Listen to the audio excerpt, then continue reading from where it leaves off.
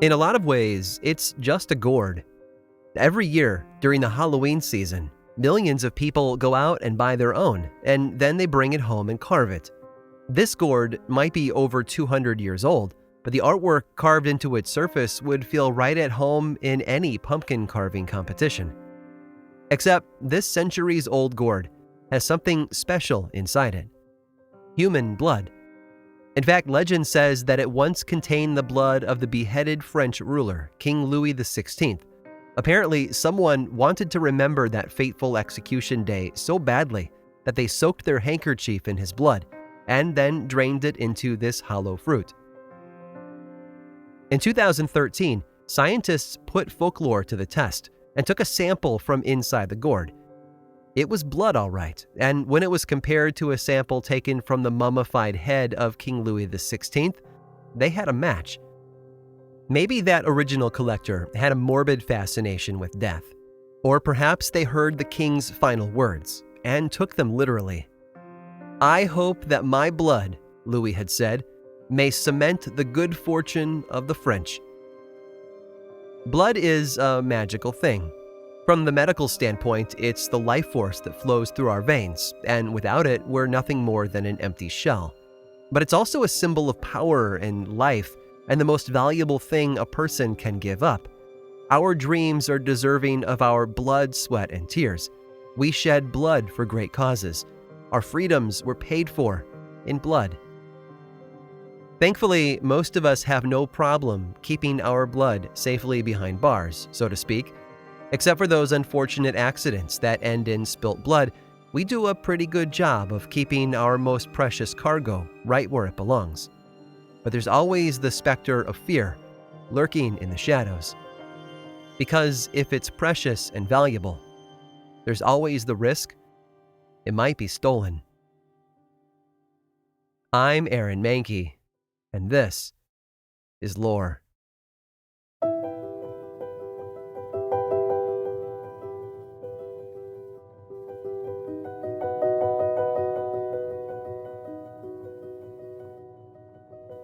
The Isle of Man is a magical little island in the Irish Sea between Great Britain and Ireland. It's only about 220 square miles in size, but what it lacks for in surface area, it more than makes up for in folklore, and specifically, stories about fairies. There's the Fairy Bridge, of course, located over the southern river known as the Santon Burn. According to legend, anyone who crossed the bridge without greeting the little folk, as they were known, would suffer bad luck. Some would even leave a coin on the bridge, just to make sure their message was heard. But it's another tale on the island that caught my attention. It was once the tradition to leave bowls of water out at night for fairies, in order to keep them from sneaking inside to drink human blood. If a careless farmer neglected to put out the water, some of these bloodthirsty fairies were said to use the blood to bake a blood cake, which they would then hide inside the house. Once the homeowner found and ate the cake, they would be free from the curse. And stories of blood-drinking creatures aren't unique to the Isle of Man. In Japan, there are stories of the Hanya, typically described as a beautiful young woman who is possessed by a demonic spirit. Under the power of the demon, the woman is transformed into a monstrous creature who wanders the land in search of blood. The Hanya is said to prefer drinking the blood of infants, but if the legends about them are any indication, the only real requirement is that they be alive and available. In Germany, legends speak of an evil creature known as the Alp. It is a being that seems to prefer young women, especially those who are pregnant. According to the stories, if a mother-to-be does something unforgivable, such as eating the wrong foods, the Alp will come to punish her. But this isn't where I tell you that the Alp will beat her, like Belsnickel, another German creature. No, the Alp is more invasive. It has the power to turn itself into a cloud of mist, and then enter its victim's mouth. Once inside, the Alp will act like a sickness, giving the person nightmares and seizures. Oh, and it likes blood, often choosing to feed through the nipple. Even in ancient times, stories of bloodthirsty beings were common. In Mesopotamian mythology, we can find stories of Lamashtu, a female demon who, like the Alp, pursued pregnant women. Legend tells us that she loved to gnaw on the bones of her victims, and then drink their blood. The Vetalis of India has a different target in mind, though. These creatures prefer to wander graveyards, looking for the recently buried to feast upon. While many of the other creatures I've mentioned seemed attracted to the living, the Vetalis are drawn to the dead, sometimes even taking possession of a human or animal corpse. If destruction seemed to have spread in a community, one of the first assumptions was that a Vetalis was at work.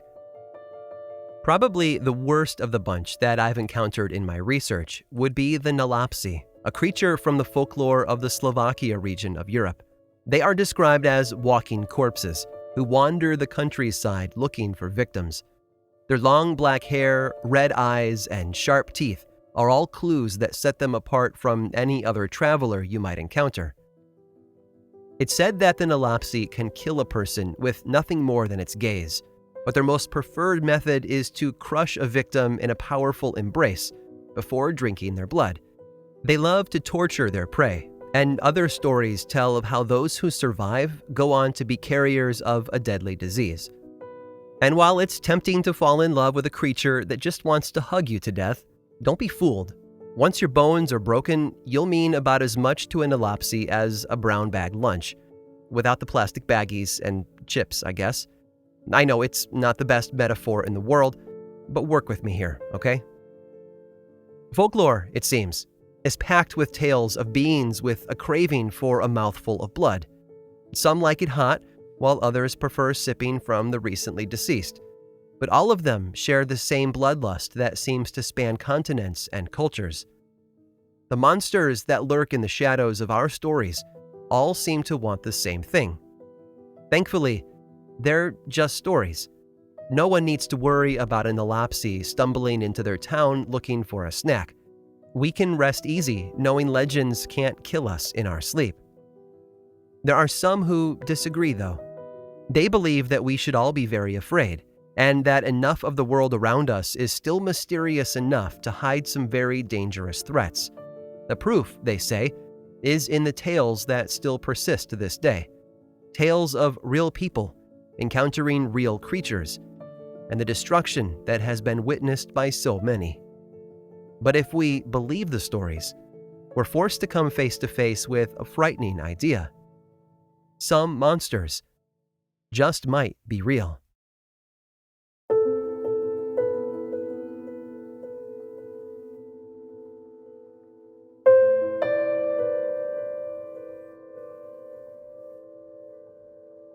Taken one at a time, the details almost seem believable.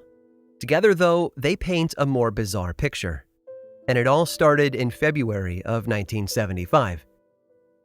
That was the month that a number of farm animals in the small Puerto Rican town of Moca were discovered dead. 15 cows, 3 goats, 2 geese, and a pig, to be precise, and each of the animals had a few details in common. All of them had small puncture wounds on their bodies, and all of them had been entirely drained of blood. By March, more reports would follow. One farmer woke up on March 23rd to discover one of his pigs had been killed. The enclosure for his pigs hadn't been forced open, though, and there were no signs of a struggle. All he knew was that one of his pigs was missing an ear, and a hole had been pierced in the side of its head. As more and more reports of dead animals flooded in, the press began to put the pieces together, noting the similarities between each body. All of them had been drained of their blood, and all of them had small entry wounds, as if something had stabbed them with a large needle or a tooth. As a result, they began to refer to the undiscovered killer as the Vampire of Moca. During this growing panic, one man had a strange encounter that seemed to offer the hint of answers to their questions. Juan Muniz claimed that while he was outside one day, a large bird-like creature attacked him. According to him, this bird was so large that it actually tried to pick him up and carry him away, but he managed to fight it off and run for safety. And what's interesting about his description is that around the same time, on the eastern side of the island, someone else had reported a similar encounter. A woman who lived near the El Yunque rainforest claimed that one of her dogs had been killed, its bones all mysteriously removed from its body. And this happened during a period of time when a number of local farmers were reporting the murder of dozens of livestock. It was just a few weeks after discovering that her dog had been attacked that this woman witnessed something almost impossible to believe. A creature she described as 4 to 5 feet tall, walking on its back legs and with bright red eyes. As she approached it, she claimed it unfurled a pair of large bat-like wings and then flew off into the distance. Shortly after those two sightings, things appeared to go quiet across Puerto Rico for 2 decades. When the excitement began again, it was a mixture of old and new details. Perhaps that hinted at an entirely different creature, or maybe whatever it was simply adapted. I'll let you make up your own mind about that.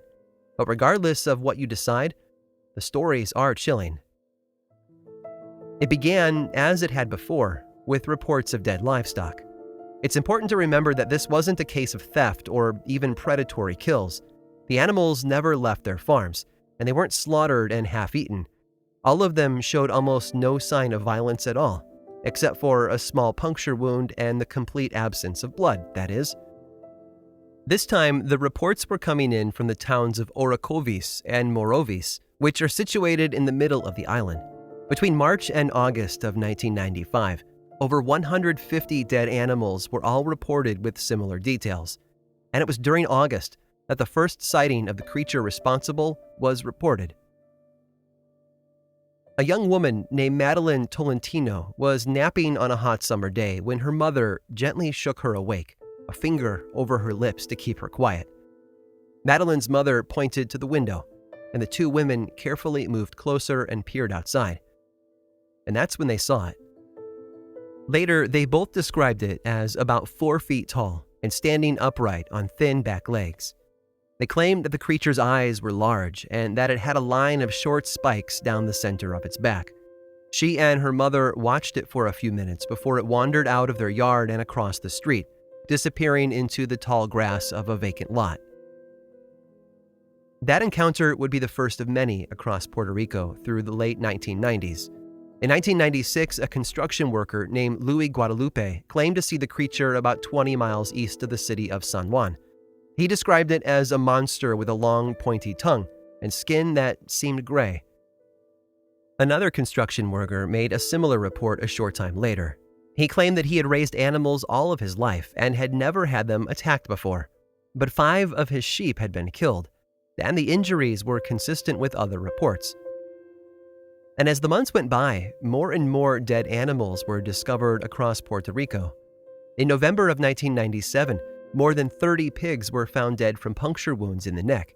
There was no sign of violence or wild animal attacks, just the same method of killing. And all of the bodies had that same eerie condition. Every drop of blood was gone. But don't be fooled into thinking that these killings were all the work of a local animal that had simply managed to stay out of sight. No, there was something unnatural about it all that suggested something less normal than a hungry predator looking for a snack among the local livestock. They hinted at something more crafty than a wolf, or a dog, or a large bird. The killer, it seemed, was intelligent.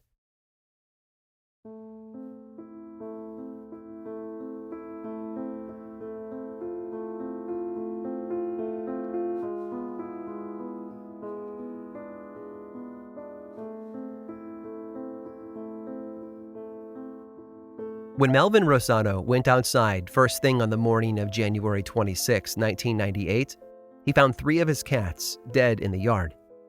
He lived in the village of La Paguerda, on the southwestern corner of the island. Despite being 80 miles away from the most recent reports, it seemed that the legends of the Northeast had finally come to visit. All 3 of the cats had been surgically killed. A long, clean incision had cut open the skin of their backs, moving in a straight line from neck to tail. No puncture wounds could be found, but there was no sign of blood on any of the bodies. It was something that surely would have woken the dogs, but Melvin didn't recall any barking during the night. Even more unusual was the fact that his cats had all been safe inside a gated area of the yard, just like the chickens that another local farmer kept on his property. That man woke to the sounds of a disturbance but chose to go back to sleep. In the morning, he realized just how much of a mistake he'd made. Every single chicken in his enclosure had been killed and left on the ground. Each of them, as you might be assuming at this point in the story, had puncture wounds. Each had been drained of blood. But this farmer also noted something else that was just as unbelievable. The door to his chicken coop hadn't been knocked in or broken through. No, it had been opened, just like any human would have done, by lifting the mechanical latch. Whatever the killer was, it was something more skilled than a wild animal, more dexterous than any fox or dog could have been. In a lot of ways, it almost seemed human, a realization that doesn't help to make the details any less creepy, I know. Word was spreading fast. Something deadly was killing livestock all over the island of Puerto Rico each night, and it was beginning to capture the imaginations of people everywhere. Although the creature never limited itself to one particular type of animal, the press began to refer to it as the goat sucker, or Chupacabra, and the Chupacabra had everyone on edge. One man even volunteered to hunt it down. Jose Soto was the mayor of Canovanas, although everyone there simply called him Chemo. After offering to take up the hunt and track down the creature, folks started to think of him as a bit of an adventurer. They called him Chemo Jones, in an homage to Harrison Ford's legendary film role Indiana Jones.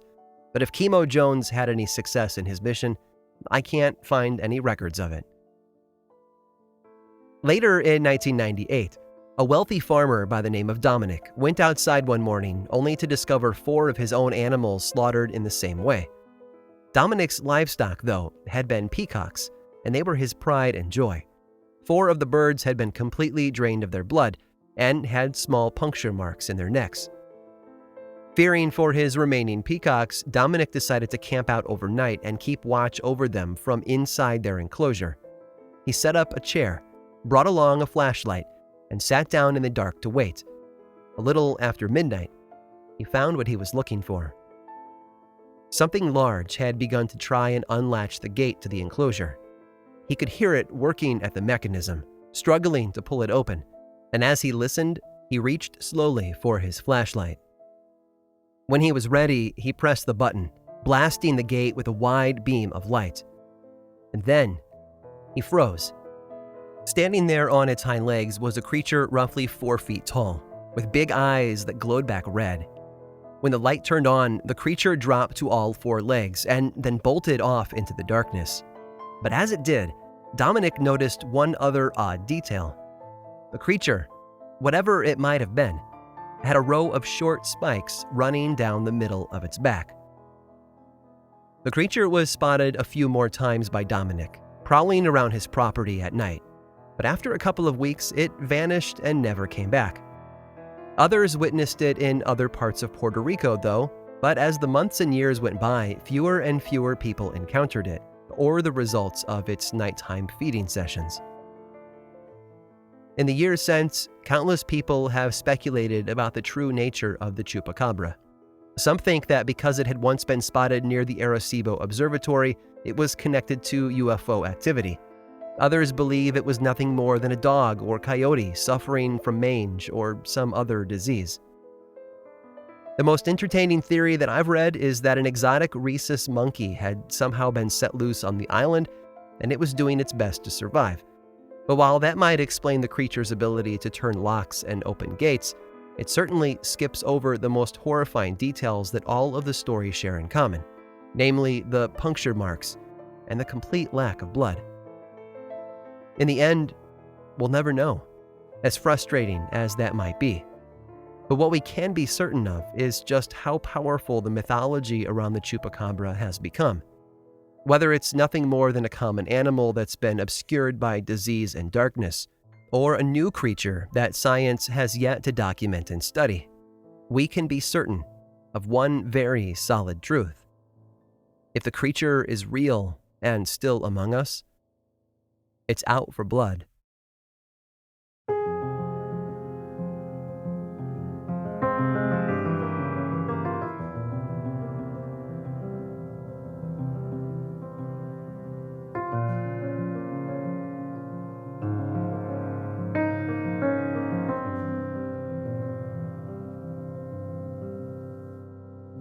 We are creatures of flesh and blood, and while the world around us only sees the flesh, our faces and limbs and all of that outward expression of our physical being, that blood is never far from the surface, literally and figuratively. Just like the countless generations that came before us, we guard our blood as if our lives depend on it, because they do. So anytime there's a threat to that precious cargo, we instinctively feel fear. Whether it's the recent rise in diseases spread by mosquitoes and ticks, or something as simple as using a knife in the kitchen, it's amazing how quickly people become very cautious about keeping theirs safe. And I think that speaks to the power of the mythology around the Chupacabra, a mysterious creature that prowls through the night, looking for one simple thing: the blood of its victims. If the vampire represents the graceful and aristocratic blood drinker in modern popular culture, then the Chupacabra is its wild, violent antithesis. Because of that, the stories of the Chupacabra haven't stayed in Puerto Rico. Sightings of bloodthirsty animals that fit the same description have been reported in Chile, Mexico, the American state of Maine, and even overseas in Russia and the Philippines. I think it's safe to assume that wherever people fear the loss of their blood, the Chupacabra is there, in some form or another. But we still don't have to look far and wide to find stories that play on that old fear. In recent months, reports have been coming in about a new wave of animal killings. In the area around the Puerto Rican municipality of Barceloneta, people have been reporting dead animals. This new generation has taken to calling the killer by a new name: Gargola, the gargoyle. Understandably, people have panicked. The loss of their livestock represents a loss of livelihood, but also hints at a deeper risk. What if the creature responsible moved up the food chain? What if people were next? To that end, a number of hunters and police have set up nighttime hunts to try and track the killer down. But it's the descriptions of the dead animals that have left people wondering the most if it's not something new at all, just a reappearance of an older legend. Most of the animals, according to the stories, have been found with small puncture wounds in their necks, and their bodies completely drained of blood. The old adage remains as true as it ever was. The more things change, the more they stay the same.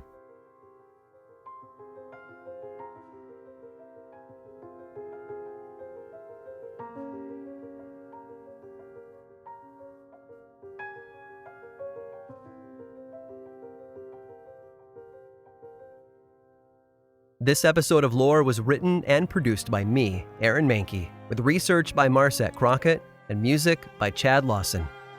I make two other podcasts, Aaron Mahnke's Cabinet of Curiosities and Unobscured. Just like Lore, both are explorations of dark history, with Cabinet of Curiosities focused on small little tales of curious things, while Unobscured is a 12-episode season that dives deep into a single topic. I write and narrate both of them, and would love for you to check them out. Lore exists outside this podcast too. There's a book series in bookstores around the country and online, and the second season of the Amazon Prime TV show just arrived on October 19th. Check it all out if you want a bit more lore in your life. And you can always learn about everything going on over in one central place, theworldoflore.com/now. And if you're a social media sort of person, you can follow the show on Twitter, Facebook, and Instagram. Just search for Lore Podcast, all one word, and then click that follow button. And when you do, say hi. I like it when people say hi. And as always, thanks for listening.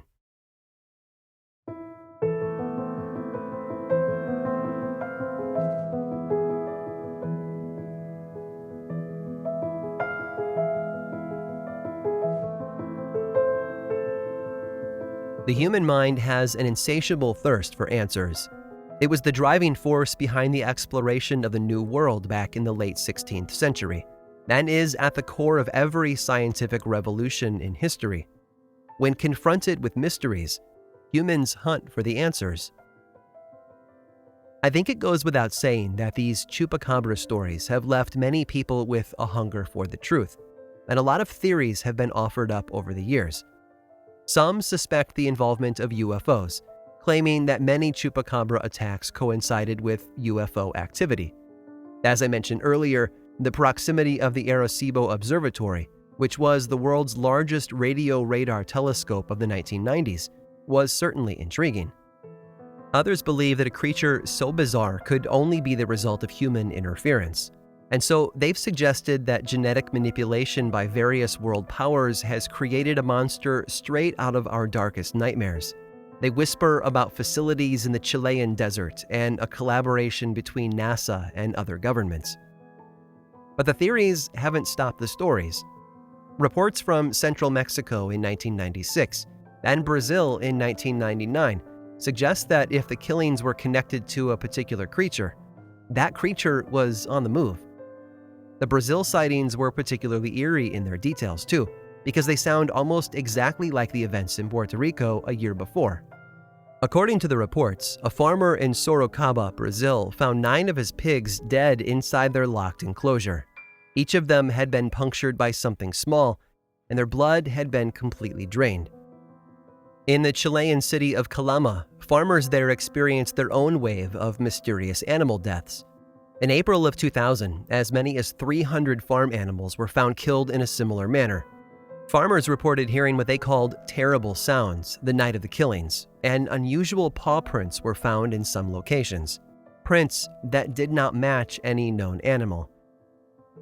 A farmer in Mexico heard his dogs howling one night in October of 2001, and when he went outside the following morning, he found over 30 of his sheep dead on the ground. I bet you can guess what was wrong with the bodies, too.